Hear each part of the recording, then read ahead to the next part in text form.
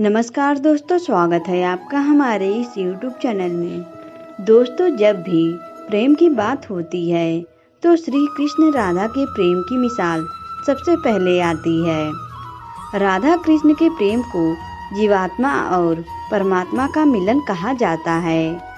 राधा कृष्ण के बचपन का प्यार थी। कृष्ण जब 8 साल के थे तब दोनों ने प्रेम की अनुभूति की। राधा कृष्ण की दैवीय गुणों से परिचित थे। उन्होंने जिंदगी भर अपने मन में प्रेम की स्मृतियों को बनाए रखा। यही उनके रिश्ते की सबसे बड़ी खूबसूरती है। दोस्तों, ऐसा भी कहा जाता है कि श्री कृष्ण को केवल 2 ही चीज़ें सबसे ज़्यादा प्रिय थी।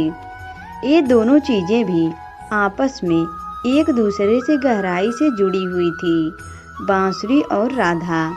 कृष्ण की बांसुरी की धुन ही थी जिससे राधा श्री कृष्ण की तरफ खींची चली गई। राधा की वजह से श्री कृष्ण बांसुरी को हमेशा अपने पास ही रखते थे।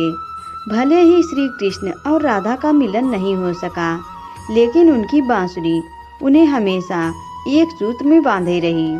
श्री कृष्ण के जितने भी चित्रण मिलते हैं उनमें बांसुरी जरूर रहती है। बांसुरी श्री कृष्ण के राधा के प्रति प्रेम का प्रतीक है। दोस्तों, वैसे तो राधा से जुड़ी कई अलग अलग विवरण मौजूद हैं, लेकिन एक प्रचलित कहानी नीचे दी गई है। भगवान श्री कृष्ण से राधा पहली बार तब अलग हुई जब मामा कंस ने बलराम और कृष्ण को आमंत्रित किया। वृंदावन के लोग यह खबर सुनकर दुखी हो गए। मथुरा जाने से पहले श्री कृष्ण राधा से मिले थे। राधा कृष्ण के मन में चल रही हर गतिविधि को जानती थी। राधा को अलविदा कह कृष्ण उनसे दूर चले गए।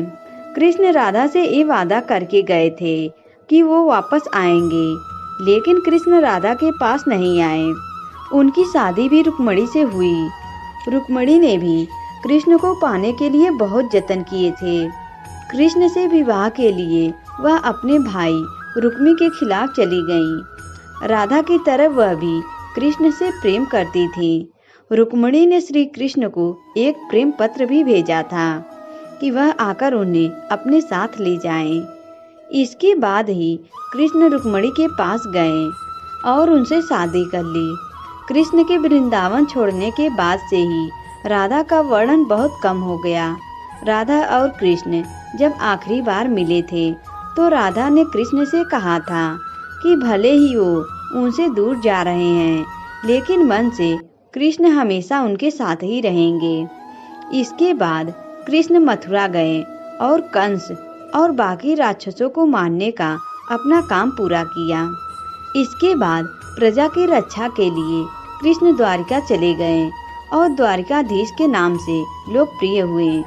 जब कृष्ण वृंदावन से निकल गए तब राधा की जिंदगी ने अलग ही मोड़ ले लिया था। राधा की शादी एक यादव से हो गई। राधा ने अपने दाम्पत्य जीवन की सारी रस्में निभाई और बूढ़ी हुई, लेकिन उनका मन तब भी कृष्ण के लिए समर्पित था। राधा ने पत्नी के तौर पर अपने सारे कर्तव्य पूरे किए। दूसरी तरफ श्री कृष्ण ने अपनी दैवीय कर्तव्य निभाए। सारे कर्तव्यों से मुक्त होने के बाद राधा आखिरी बार अपने प्रियतम कृष्ण से मिलने गई। जब वह द्वारका पहुंची तो उन्होंने कृष्ण के रुक्मणी और सत्यभामा से विवाह के बारे में सुना, लेकिन वह दुखी नहीं हुई। जब कृष्ण ने राधा को देखा तो बहुत प्रसन्न हुए। दोनों संकेतों की भाषा में एक दूसरे से काफी देर तक बातें करते रहे। राधा जी को कान्हा की नगरी द्वारका में कोई नहीं पहचानता था। राधा के अनुरोध पर कृष्ण ने उन्हें महल में एक देविका के रूप में नियुक्त किया।